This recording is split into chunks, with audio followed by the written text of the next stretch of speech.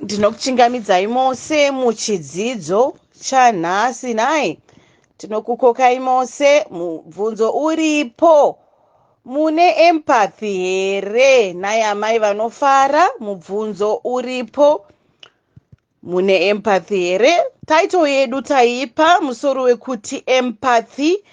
Empathy ivara rechirungu rine udzamu rinoreva kunzwira. Tichadzidza zvekare muchidzidzo chino kutarisa nekukompeya kuti empathy ndiyo sympathy here, ko apathy yakamira sei. So patiri kufamba nechidzidzo tichakwanisa kunzwisisa zvese izvozvi.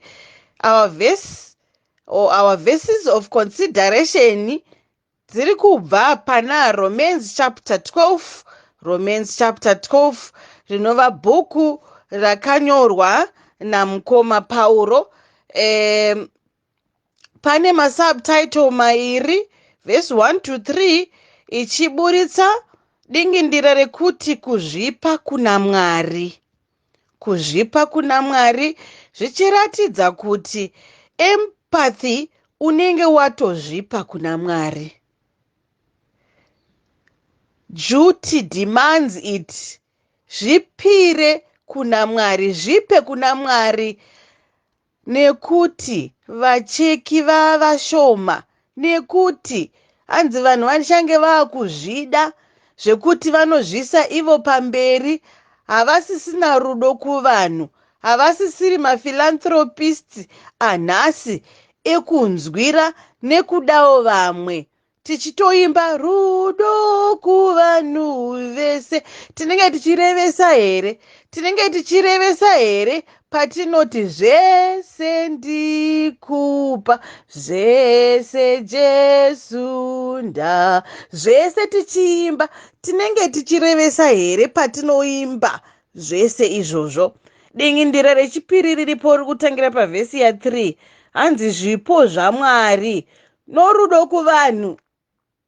Mumwe akati rudo runofukidzira, rudo runovhara mahwani. Handiti rudo runotovhara mahwani. Kana tichinge tiine rudo, tava kutokwanisa kuvawo neempathy, zvinhu zvinofambirana.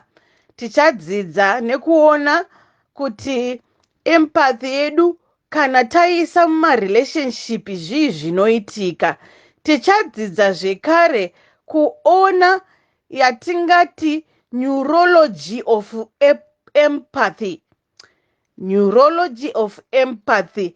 Neurology tiri kungotaura nyaya dzemupfungwa nhai, and nekudzidza kwatinoita, our brain and our heart, they work together. Tichadzidza zvekare types of empathy as we go deep with the lesson. Tichataura zvekare kuti tingapractice sei empathy iyoyi. Tichadzidza zvekare reflection questions, uye tichadzidza zvekare andingati the awareness of the feelings dzacho kuti dzakambomira sei. Nhai tichitaura pamusoro pemasimilarities, tichitaura pamusoro pekuteerera, being an attentive listener munyaya dzekuva neempathy. Tisingasiyewo zvekare nyaya yebenevolence. Nyaya yebenevolence inova yakakosha pakunamata kwedu. Tichaisawo munin'ina wangu achatsanangura nechirungu chine udzamu, empathy achiikompeya nesympathy, okompeya zvekare nei neapathy. Ngativerenge shoko raMwari kuti riri kumboti kudii muchidzidzo chatinacho chatapa dingindira empathy. Chatapa dingindira empathy. Ndinovimba kuti panopera chidzidzo tese tichakwanisa kuwana malessons, tese tichakwanisa kupawo macontributions panyaya yeempathy, nekuti ikashayikwa hatina rugare mumisha, hatina rugare mumaraini, hatina rugare mumachechi atiri.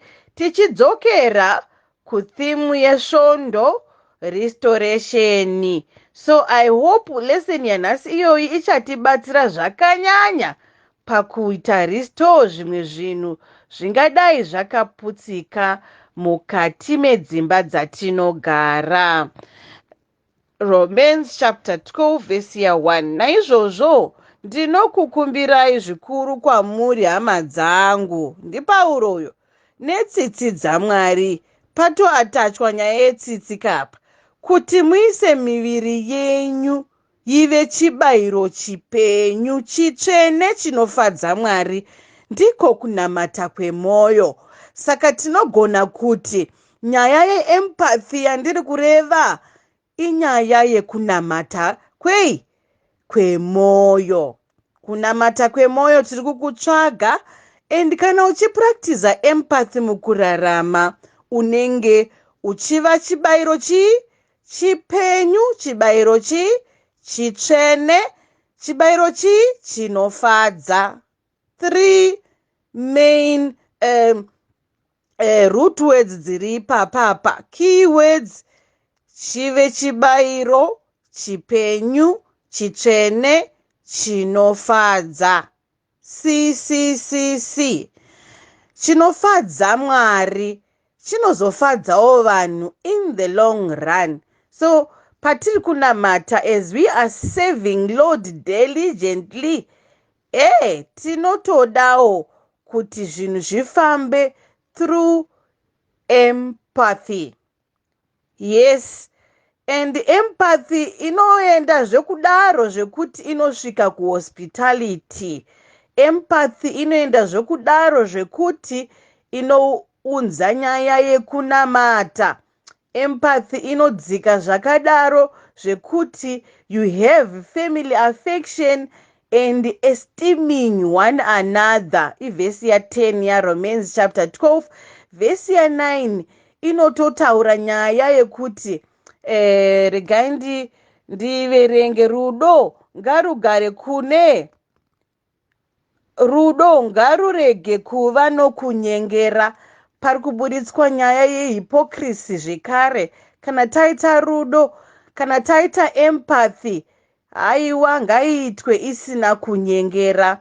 Todzoka pavhesi ya3 pari kuti zvoni, nokuti nenyasha dzatakapiwa ndinoudza mumwe nomumwe uri pakati penyu kuti arege kuzvifunga mukuru kupfuura paanofanira kufunga napo, asi afunge nokufunga kwakachenjera, mumwe nomumwe nechiyero chokutenda, sezvaakagoverwa naMwari. Saka nyaya yeempathy inyaya yekuzvifunga kumashure, first putting others before yourself. Inyaya yakakosha, inyaya inofadza.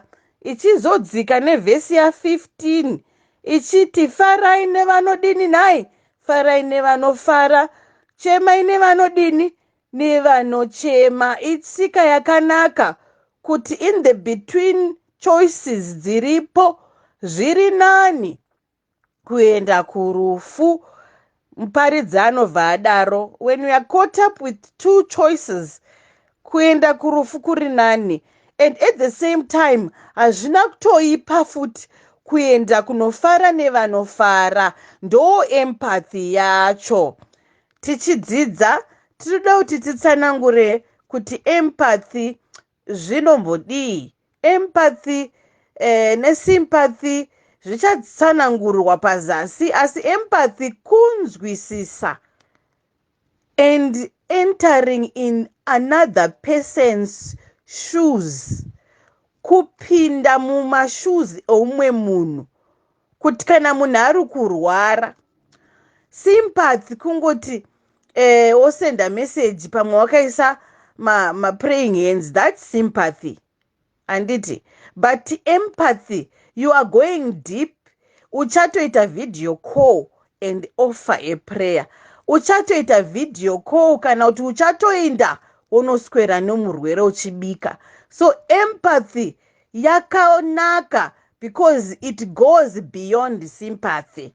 When we sympathize, ngatiregei kugumira ipapo, let's remember kusvika kuchiinai kune kunamata kwemoyo kunonzi empathy.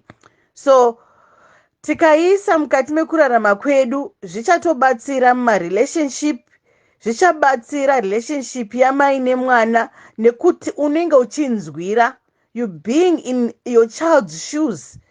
Muchaona kuti even patinodzidzisa vana, maticha evana anofanira kutoitawo ngesevana kuti vana vafarire kudzidza. Saka empathy goes even kusvika muchato.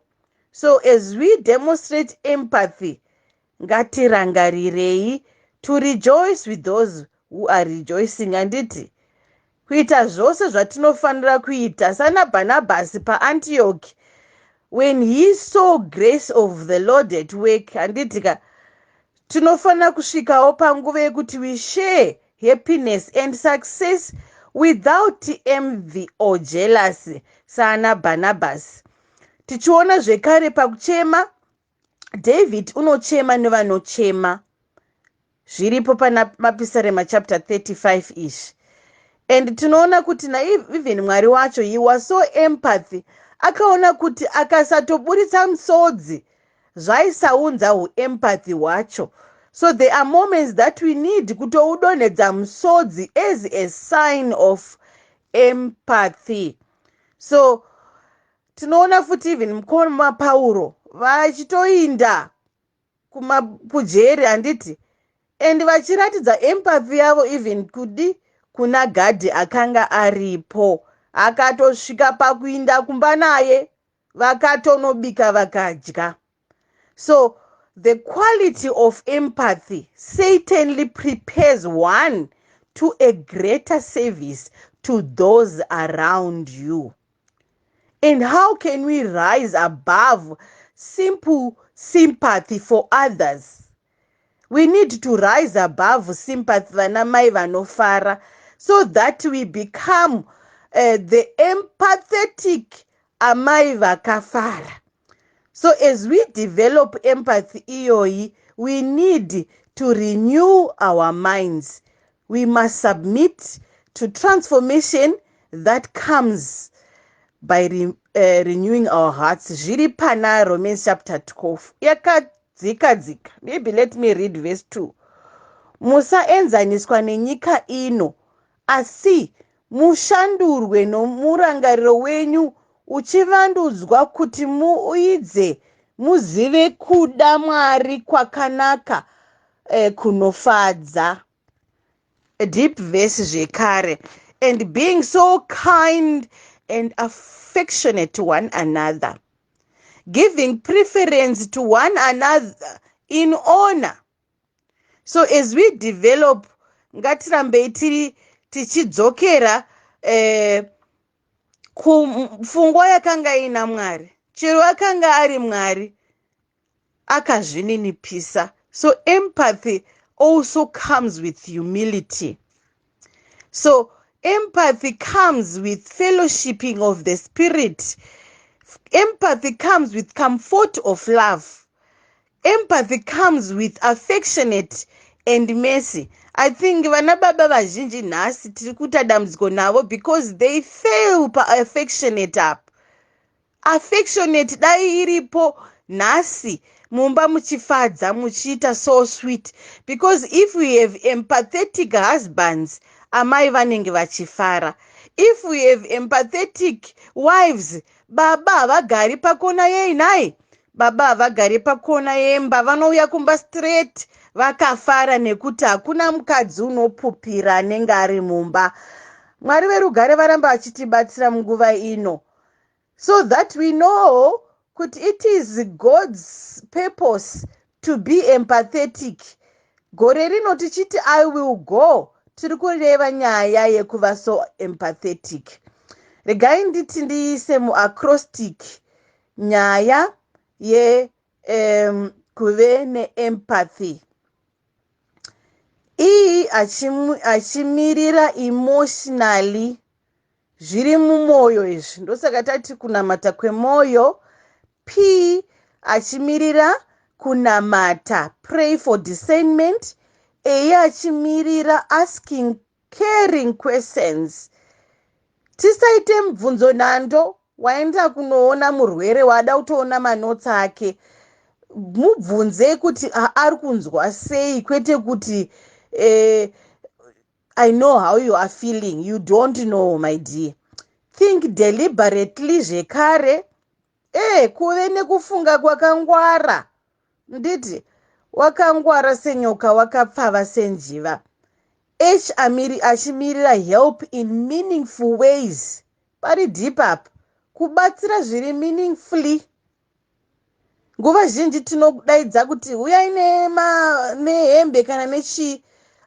Vazhinji tiri kuparasika paempathy apa, especially pane letter H. Help in meaningful ways. Aiwaka, kana chakabvaruka sonaika mozochiunza. Kana chine tsvina wachaika mozochiunza. Kana chakaunyana isaika aini naye. And then why yield your convenience. Zviitwe zvine kaconvenience mukati. Mwari werugare aramba ainesu. So tikashaya empathy zvinotora weekend namarelationship edu. Empathy ikashayikwa, relationship yamwene nemuroora inoita tug of war. So we have three concepts that are very closely related here. Empathy handiti, necompassion, neconsolation. Zvinofambirana. Hatingataure nyaya yeempathy tisingataure nyaya yecompassion. Handiti, compassion which is built on empathy. Compassion, to suffer together. Tikaverenga book Desire of Ages, kana paine nyaya inondifadza iri muna Desire of Ages rakanyorwa naMai White. Desire of Ages inotaura pamusoro pamwari ari parino pasi. His life ari pane rino pasi achiminista kuvanhu. And Mwari was full of compassion. Aita akasangana neshirikadzi aitaurawo language dzeshirikadzi. Ngatikopei manotsi ekuva compassion, to suffer together. Consolation, which is an outworking of compassion, which literally means to be with the lonely one. It involves action. It lessens grief and sorrow or disappointment. Kuti iwe wanzwa munhu achitini ndadonha kubasa, zviri kutoda kuti uende pakadai, pakutoda consolation and be with that lonely person. Jehovah atibatsire mukati memasikatani. Tigurume nyaya yekunamata kwemoyo, nyaya yeempathy. And I'm sure it is a commandment from God. The motive for empathy is to imitate God and to obey his repeated commands, to show empathy towards one another. Sevana vakasarudzwa, as God's chosen ones, the holy, the beloved, the compassionate, the kind ones, the meekness, and the patience.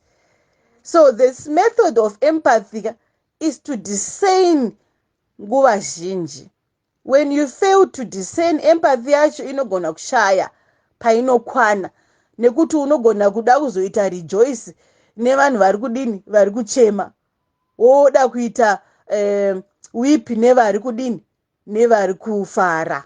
So we need to separate the two and have nyaya iyo yakapatsanurwa. So the neurology of empathy yakadesignwa naMwari. And zvakatowaiwa mupfungwa, it is wired in our brain kuti tive vanhu vanonzwira. Saka wiring yenyu maidambura papi mhai kana musisina empathy. We have two types of empathy. Yekutanga inonzi cognitive empathy. Sometimes it is called perspective taking. It is a deliberate and conscious intellectual process whereby we observe others and use our imagination and logic to discern what we must be thinking and feeling. Saka inyaya yekutofunga cognitive, inyaya yepfungwa. It's like emotional empathy kana chitaura nyaya cognitive empathy. Iri very spontaneous and inotoita kuti ukasire waona pane need, ukasire kufunga. Kuna vamwe vanhu vekuti haatombotirimukei, haatombofunga, haatomboone. So tinamatire cognitive empathy. Mwari werugare aramba achitibatsira as we learn and practice this empathy yatiri kureva, and then tichidzika nayo zvakanyanya. We also need to focus on all the senses pa empathy ipapo.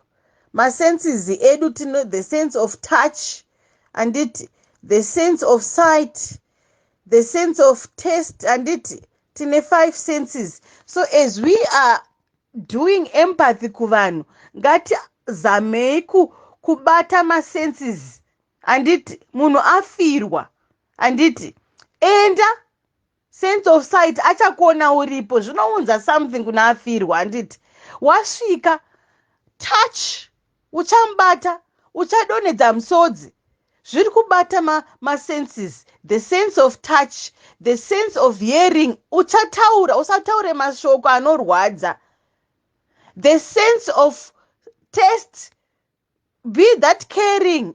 Nguva zhinji tinotobikira vanhu serevhita, anditi panguva yekunge afirwa kugadzira smoothie because hachisi kudzika chikafu chacho. So let's attack machannels ese iwaya emasenses pa empathy.